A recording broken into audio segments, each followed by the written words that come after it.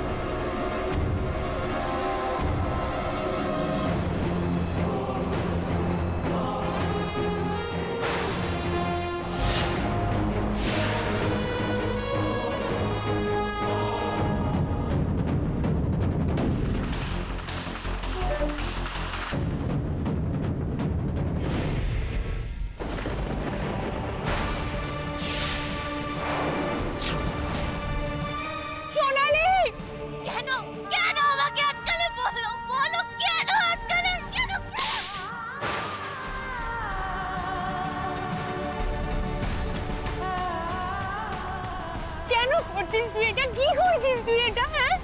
তোর ভেতরে একটা প্রাণ আছে মা।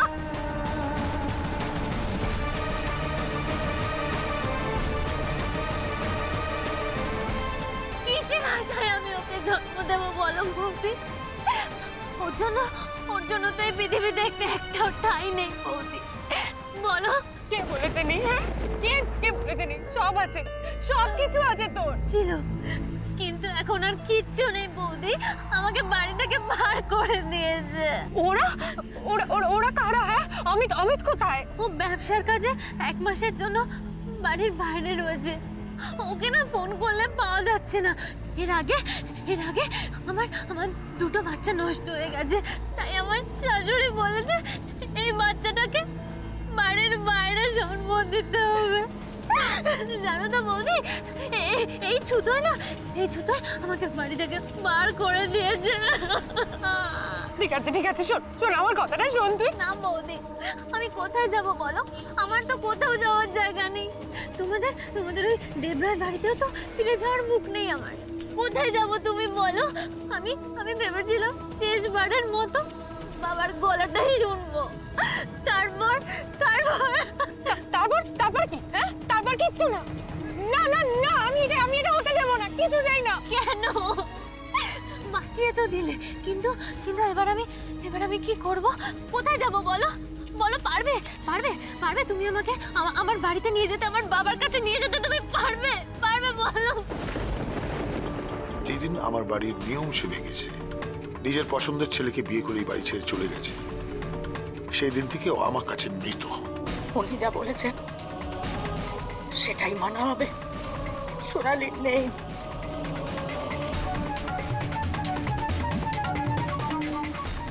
সত্যি তো আমি তো তোকে বাড়িতে নিয়ে যেতেও পারবো না। তাহলে কেন আমাকে আটকালে বলো? কেন আটকালে আমাকে?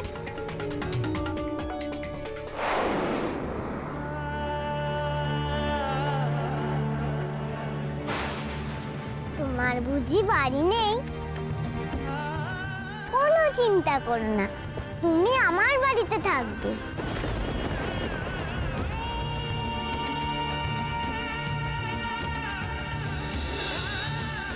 এই শহরে এক মায়ের জন্য এইটুকু জায়গা হবে না? এত ছোট শহর আমাদের নয় বোন।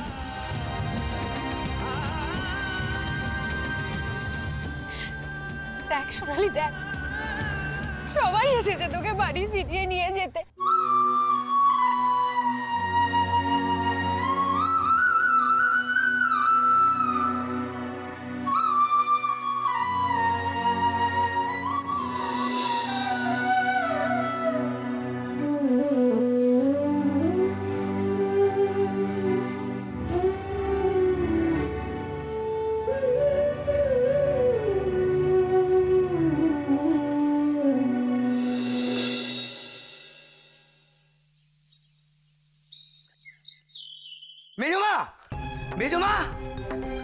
মেজমা সর্বনাশ হয়ে গেছে মেজমা।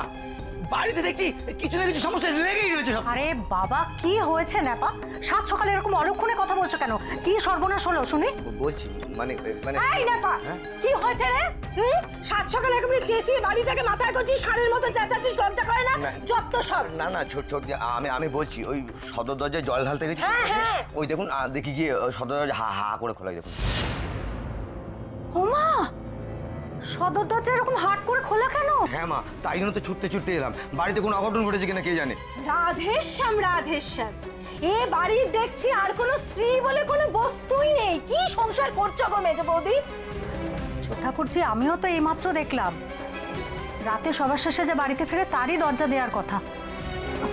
ন্যাপা, কাল রাতে সবার শেষে কে বাড়িতে ফিরেছিল ন্যাপা? আগে মা মানে আচ্ছা মা, কি হয়েছেটা কি বলো তো? এত চেঁচামেচি কিসের? তুই আগে আমার কথা জবাব দে। কাল রাতে সবার শেষে কে বাড়িতে ফিরেছিল অমলান?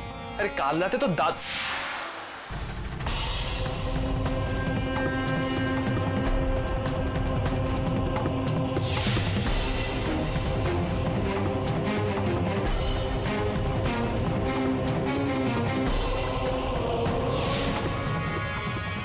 তার মানে দাদাই হবে। কি রে, দাদা বলে চুপ করে গেলি যে? আমার কাছে কি লুকোচ্ছিস বলতো? আশ্চর্য মা, এতে লুকানোর কি আছে? ওই তো কাকিমণি এসে গেছে। কাকিমণি দাও চাটা দাও তো এবার। তখন থেকে ব্যাগটা আমার চা করছিল। অমলান, আমাকে বল, কাল রাতে সবার শেষে আদিত্য বাড়ি ফিরেছিল না? ছোট, তুই হঠাৎ আজকে সকালে চাটা করে আনলি যে? বড় বৌমা কোথায়? মাধবী হয়তো ঘুমিয়ে পড়েছে বেচারি।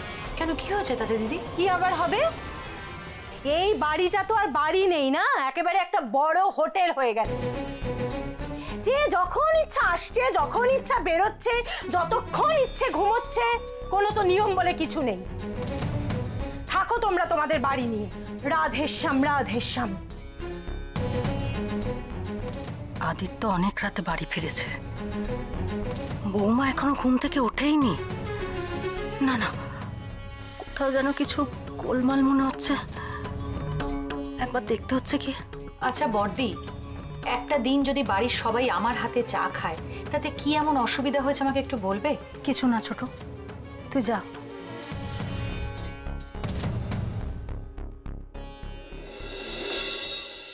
ন্যাপা, যাও তোমার কাজ করো গিয়ে। আচ্ছা। আজকাল আদিত্যটা বড্ড বেশি বাড়াবাড়ি শুরু করেছে। আমাকে একবার ওর সাথে কথা বলতেই হবে।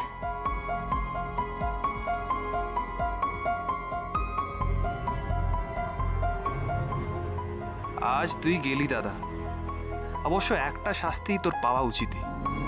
এক বৌমনি যদি তোকে বাঁচাতে পারে, কিন্তু বৌমনি কোথায়?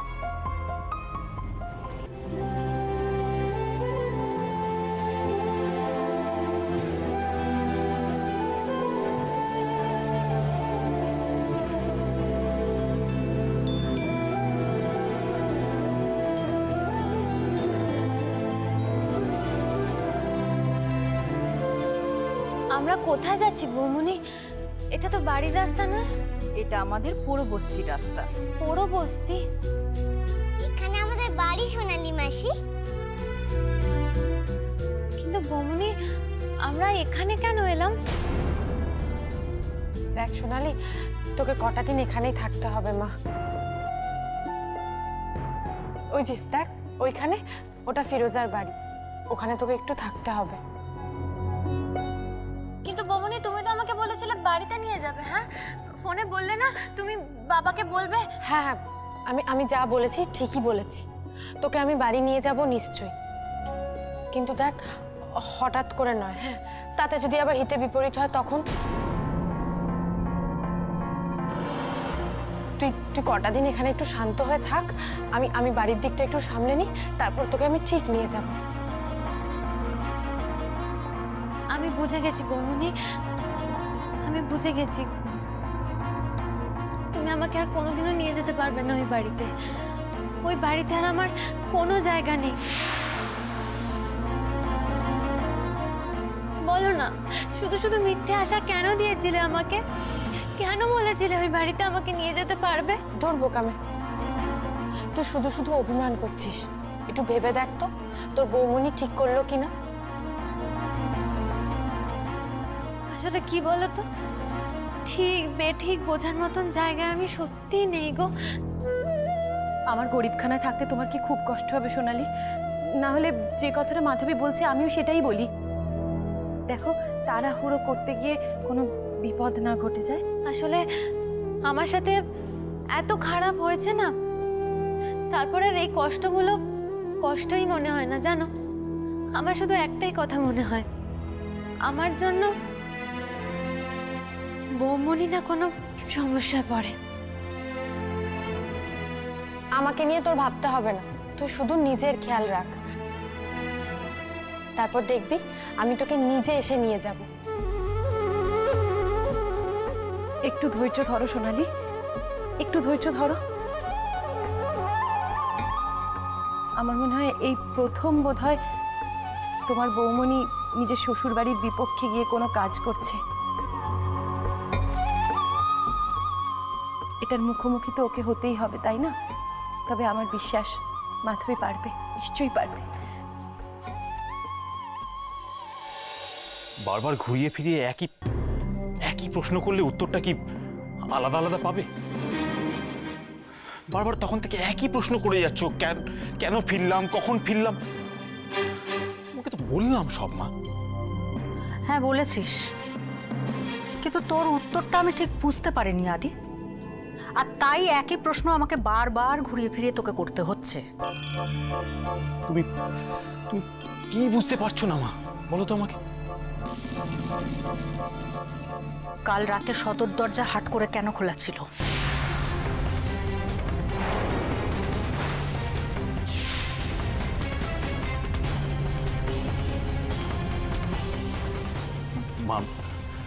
মানুষের কি ভুল হতে পারে না কোনো? হ্যাঁ হতেই পারে, মানুষ মাত্রই ভুল হয়। কিন্তু আদি, তোর ভুলের সংখ্যা রোজ রোজ বেড়েই চলেছে, আর ঠিক সেই কারণেই আমি তোকে এই প্রশ্নটা করছি। কেন? কি ভুল করেছি আগে শুনি। গণেশ পুজোর বিসর্জনের দিন তুই বাড়িতে ছিলি না, কাল দুর্গা পুজোর মিটিং হলো, তোর অফিসে জরুরি কাজ পড়ে গেল, এতটাই জরুরি যে সেখানে না গেলেই নয়। তারপর অনেক রাত করে বাড়িতে ফিরলি, কোনো হুঁশই নেই। এত বড় বাড়ির সদর দরজা হাট করে খোলা পড়ে রইল। বড় বৌমা সব দিকটা সামলে দিচ্ছে বলে তুই পার পেয়ে যাচ্ছিস, তাই না রে আদি? তোমার বড় বৌমার জন্য আমি পার পেয়ে যাচ্ছি, নাহলে কি আমি মাছ সমুদ্রে হাবুডুবু খেতাম? তুই হাবুডুবু খেতিস কিনা জানি না, তবে আমরা খেতাম। বড় বৌমা একার হাতে এই এত বড় সংসারের দায়িত্ব যদি ঠিক মতো না সামলাতে পারতো, জানিস কি হতো? বুঝিস কিছু? ঠিক আছে, তুমি পাঠিয়ে দাও, তোমার বড় বৌমাকে আমার কাছে পাঠিয়ে দাও, আমি ওর কাছ থেকে সব কিছু বুঝে নেবো, ও আমার সব বুঝিয়ে দেবে, আমার অন্যায়, আমার ত্রুটি বিচ্যুতি সব। বড় বৌমা বাড়িতে নেই, কোথাও খুঁজে পাচ্ছি না, তাই তো আমি তোর কাছে এলাম। তার মানে মাধবী বাড়িতে নেই তো কোথায়? তোমরা জানো না?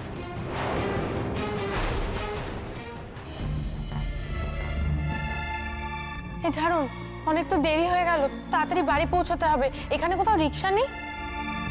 তুমি রিক্সা করে যাবে ফুলমণি? ওই তো ওখানে রিক্সা। কিন্তু ফিরোজা যে বললো এখানেই পাবো। এখানে পাওয়া যায় না, ওইখানে চলো, ওখানে আছে। আচ্ছা বেশ, চল চল। আচ্ছা ফুলমণি, সোনালি মাসি কি এখন থেকে এখানেই থাকবে? হ্যাঁ, কয়েকটা দিন তো এখানে থাকবে। কেন রে, কি হয়েছে? সোনালি মাসির বোধহয় এখানে থাকতে ইচ্ছা করছে না, বাড়ি যেতে ইচ্ছা করছে। জানি রে সোনা, কিন্তু কি আর উপায় বল? কেন উপায় নেই কেন? সোনালি মাসি বাড়ি গেলে কি ওকেও আমার মতন দাঁড়িয়ে দেবে? আর সোনালি তো এবারে সব থেকে আদরের ছোট মেয়ে বাবা, ও কি পারে না নিজের বাপের বাড়িতে ফিরতে? না, পারে না, কারণ ও এই বাড়ির নিয়ম ভেঙেছে। যে এই বাড়ির নিয়ম ভাঙে তার কোনোদিনই এই বাড়িতে স্থান হয় না। ঝাড়ন, একটা কথা বলবো তোকে? তুই আমার একটা কাজ করে দিবি? কি কাজ বলো না, আমি সব কাজ করতে পারি। বাসন মাজতে পারি, ঘর ঝাঁট দিতে পারি। তোর বোকামে ওই সব নয়। তবে সোনালী মাসির কাছে তুই মাঝে মাঝে যাবি, ওখানে গিয়ে সোনালী মাসির সাথে গল্প করবি, একদম মন খারাপ হতে দিবি না। ঠিক আছে, তুমি বলেছো যখন আমি ঠিক করব। যদি দেখিস তাও মন খারাপ আছে সোনালী মাসি, তখন তুই বলবি ফুলমণি এসে তাকে ঠিক বাড়ি ফিরিয়ে নিয়ে যাবে, একদম মন খারাপ করতে না। কিরে বুঝলি তো? পারবি তো? হ্যাঁ পারবো, ঠিক পারবো। আচ্ছা আমার একটা কথা শুনবে ফুলমণি? বল না। ওই দেখো, ওইটা আমাদের পি বাবার মাজার। ওখানে তুমি মোমবাতি দিয়ে যা বলবে সব হবে। তাই নাকি? হ্যাঁ গো, তুমি ওখানে গিয়ে বলবে চলো, যাতে সোনালী মাসিকে তাড়াতাড়ি বাড়ি নিয়ে যেতে পারো, দেখবে তাই হবে।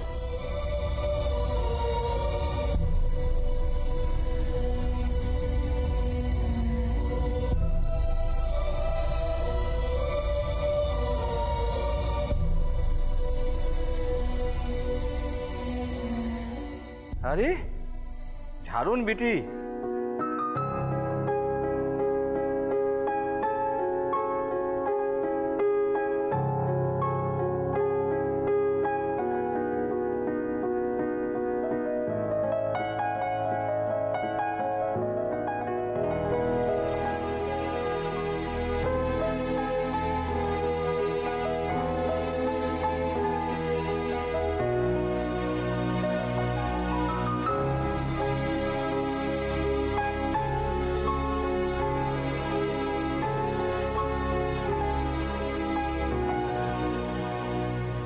বলছো যে তোমার মা না বলা অবধি মানে তুমি টেরই পেতে না তোমার বউ কোথায়,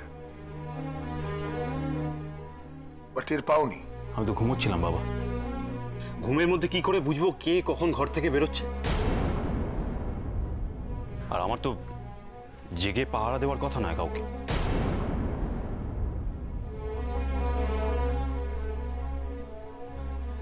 সত্যি তো, সারাদিন অফিসে খাটাখাটনির পর আদি এসে কি দারোয়ানের কাজ করবে? দিদি আমি কথা বলছি তো, কেন নাক গলাচ্ছ বুঝতে পারছি না। শিপ্রা ওকে জিজ্ঞেস করো যে বড় বৌমার সাথে কোনো ঝগড়া বড়া হয়নি তো?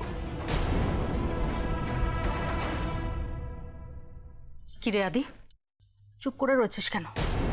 তোর বাবা কি বললো, কানে কথা ঢুকলো না? আজকাল কিন্তু তোর বড্ড মেজাজ বেড়েছে আদি।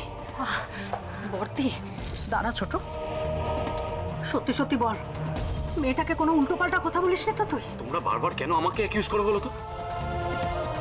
মাধবীর যথেষ্ট জ্ঞান হয়েছে, একটা ম্যাচিওর মেয়ে, আর ওর সমস্ত আচরণের জন্য আমাকে কেন কৈফিয়ত দিতে হবে বারবার? অবজেকশন। তোর আচরণ, তোর কৈফিয়ত, তোর ব্যবহারের দায়িত্ব মেয়েটা সারাদিন বহন করে, অতএব তাকে প্রোটেক্ট করা তোর কর্তব্য, এবং সে কর্তব্য তোমায় পালন করতে হবে। রাধেশ্যাম রাধেশ্যাম, বলি তোমরা কি পেয়েছো কি? সকাল সকাল সবাই মিলে কেন বলো তো ছেলেটাকে এরকম করছো, এরকম নাজেহাল করছো? ছি ছি ছি ছি, একে তো তার বউয়ের জন্য দাঁড়িয়ে দাঁড়িয়ে বেইজ্জত হওয়া। আহারে আদি, তোর জন্য আমার বড্ড মায়া লাগে রে। ইস কি কপাল তুই করেছিলিস। রাধেশ্যাম রাধেশ্যাম। এইদিকে শোনো, তোমরা পুরো বাড়িটা খুঁজে দেখেছো? আমি নিজে সমস্ত ঘরগুলো খুঁজে দেখেছি। ও আচ্ছা মা, তোমরা কেউ ছাদে গিয়ে দেখেছিলে? হ্যাঁ, আমি ন্যাপাকে পাঠিয়েছিলাম, ওখানেও নেই বড় বৌমা। সত্যি মেজো বউ, তোমার ন্যাকামির বলিহারি যাই। আমি একটা কাজ করি, বাথরুমগুলো দেখে আসি। হ্যাঁ, বাথরুমগুলো দেখে আসি, কারণ এটা তো তিতলির লুকোচুরি খেলা চলছে না, মনে হচ্ছে একবার এদিকে যাচ্ছে। না না দিদি, তুই ভুল করছিস। আমাদের বড় বউ এমন ছোটখাটো খেলা খেলবে নাকি? ওরকম ছোট খেলোয়াড় নাকি? আমাদের বড় বউ বেশ বড় দরের খেলোয়াড়, বড় বড় খেলা করে। চুপ করবি তোরা? একটা সুযোগ যেই পেলে ফাট করে দাঁত বসাতে হবে তোমাদের, তাই না? আরে একটা বয়সের পরে তো মানুষ এসব ছেড়ে দেয়। তোমাদের অভ্যেস পাল্টাবে না। ছি ছি ছি ছি ছি ছি। আমি এক কাজ করি, আমি থানায় গিয়ে একটা মিসিং ডায়েরি করে আসি। আহ দাদা, তোমার কথায় কথায় পুলিশ আর মিলিটারি টানাটা বন্ধ করো তো। আরে একটা কিছু তো করতে হবে। মেয়েটা ঘুম থেকে উঠে সংসারের অর্ধেক কাজ ছেড়ে রাখে, তা সে হঠাৎ সংসার ছেড়ে কোথায় চলে গেল একটা খবর নিয়ে দেখতে হবে না? সে তো খোঁজ করতেই হবে, কিন্তু সেই খোঁজ করবে আদিত্য।